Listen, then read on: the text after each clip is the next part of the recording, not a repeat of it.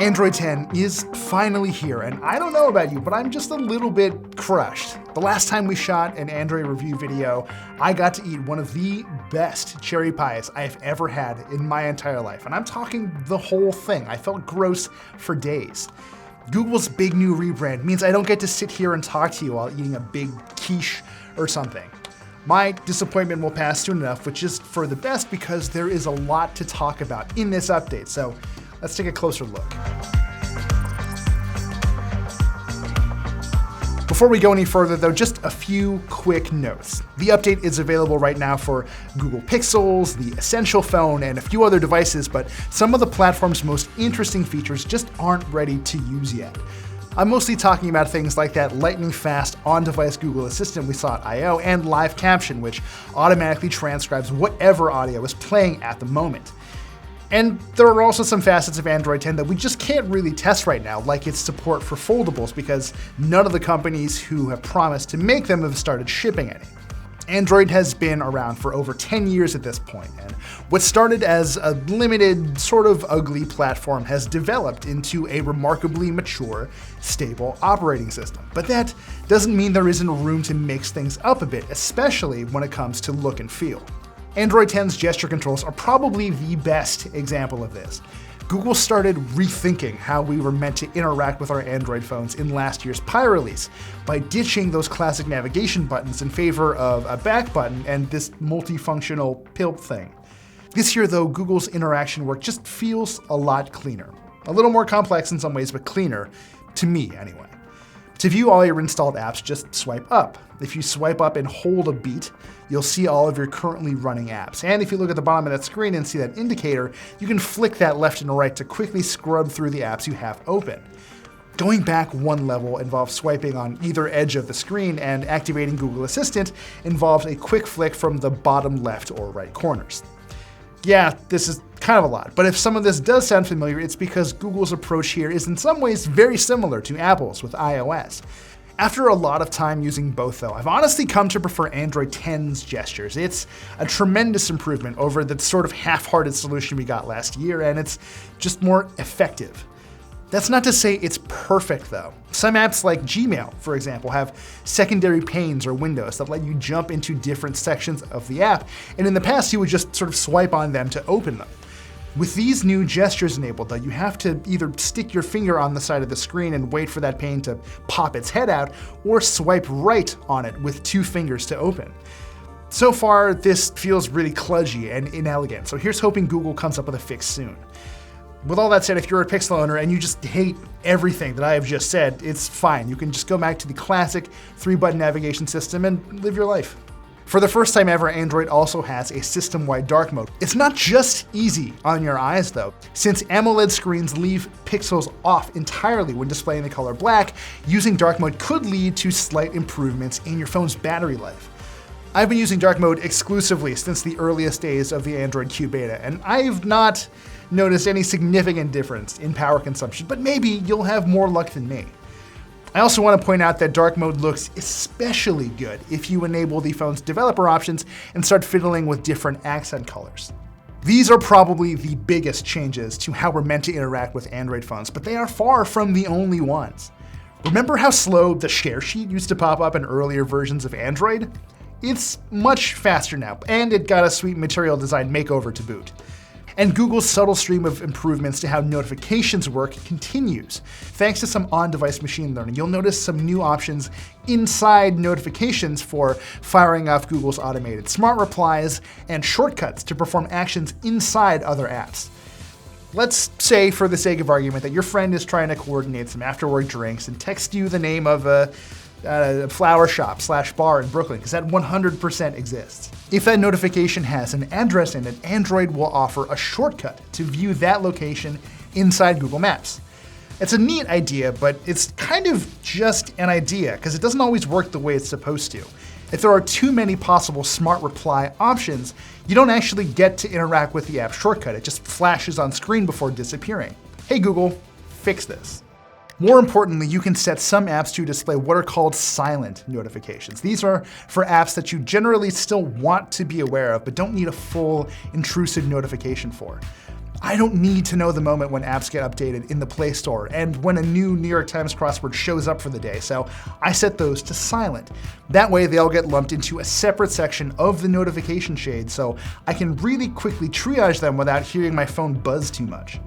As usual though, Google specifically honed in on a couple central themes for Android 10, like a focus on your digital well-being and heightened control over your privacy and security. In case you forgot, Google's digital well-being tools are meant to give you more insight into how and how often you use your phone, and it wants to help curb certain behaviors that might need fixing. You can still view how long you use specific apps and set the phone to wind down at a certain time, but there's also a new focus mode here that will prevent you from using certain apps until you're done whatever you're doing. Think of it as a manual version of the app timers Google introduced in Android Pie last year. These are dead simple to use. You just tick off the apps you want to disable when you activate focus mode and you're good. I gotta tell you, before I started working on this review, I made sure to block Reddit and Instagram and Twitter through focus mode. And if I'm being completely honest, I would not be done writing. You wouldn't be watching this video right now if I hadn't. If you really struggle with phone discipline, you can take things a step further by setting timers for specific websites inside Google Chrome, or at least you will be able to at some point soon. The feature requires a version of Chrome for Android that isn't available unless you install the experimental developer version from the Play Store. That's kind of a shame, honestly, because this, maybe more than anything else in Android 10, is what I need to be a productive human, because otherwise I just sort of go off in these prolonged Wikipedia jags and suddenly I've lost 3 hours of my life. When it comes to Google's privacy and security enhancements, things largely fall into two camps: the things you can see working and the things that you just can't. For example, there is now a dedicated spot in your device's settings for all of your privacy-related controls, so you'll never have to hunt aimlessly for them again. Android 10 also prevents apps from launching in the background and stealing focus from whatever you're actually doing. And whenever an app tries to tap into your device's location for the first time, you'll be asked if you want to give it perpetual access or restrict that location access to when the app is currently being used. This will probably be annoying once you complete the update, because basically every app you have will ask the same question over and over, but honestly, this extra control feels worth it. Thankfully, there's now also one place to manage these kinds of permissions for all of your installed apps. It has never been easier to scrub through these subsections and quickly make sure your software isn't trying to tap into sensors and information it shouldn't. You might not use this often, but the first step to living a more private kind of life is becoming more aware of privacy in the first place, and that's exactly what these tools do. The stuff you can't see tends to be a little more arcane, but still really helpful. Devices running Android 10, for instance, will use TLS 1.3 encryption by default, which basically just means faster, more secure connections over the web. Certain device identifiers, like its MAC address, are randomized by default, so whoever is out there listening can't build a history of what your phone is up to while it's connected to Wi-Fi. Project Mainline might be the most important change in this category. Long story short, Google has devised a way to directly update key parts of the Android framework through the Play Store. That means that underlying bits of your Android 10 phone can be updated piecemeal, making your device more stable and secure without having to wait for a big update to come through. The thing is, Project Mainline exists because Google knows exactly how long it takes for manufacturers and carriers to test and deploy full-blown Android updates. None of this means you'll get access to big updates like Android 10 any faster, but this compartmentalized approach is definitely a good thing. I do have to point out, though, that if you're like me and you've updated an existing Android Pie phone to Android 10, you don't get to benefit from Project Mainline at all. It's literally just for phones that ship with Android 10 already installed. And then there's everything else. I mean, like I said, this is a big update, and it has its share of interesting little bits that just sort of defy categorization. You can share access to your Wi-Fi network through a QR code now, which is kind of fun, and you can also see an estimate of how long your battery will last when you pull down the notification shade. There are a few handfuls of more inclusive emoji here, including more gender-neutral designs and options to signify deafness. If you like Facebook Messenger's chat heads, you can enable bubble notifications in the phone's developer settings.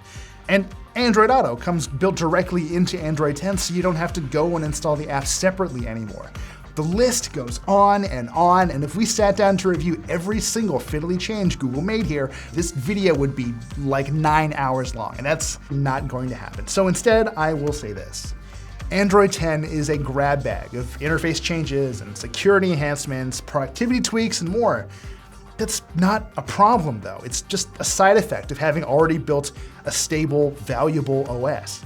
Yes, grand ambitions and flashy features are always exciting, and there are a few here, but what Android 10 really does though is polish what's already there and lay down the groundwork for the big stuff that comes next, like foldable phones and 5G. This version of Android, maybe more than ever, is about paving the way for the future. That was kind of a long one, but I hope you enjoyed our look at Google's latest Android update. There's a lot to dig into here, and still plenty more on Engadget.com if you want to dig into that update proper. So be sure to subscribe, and thanks for watching.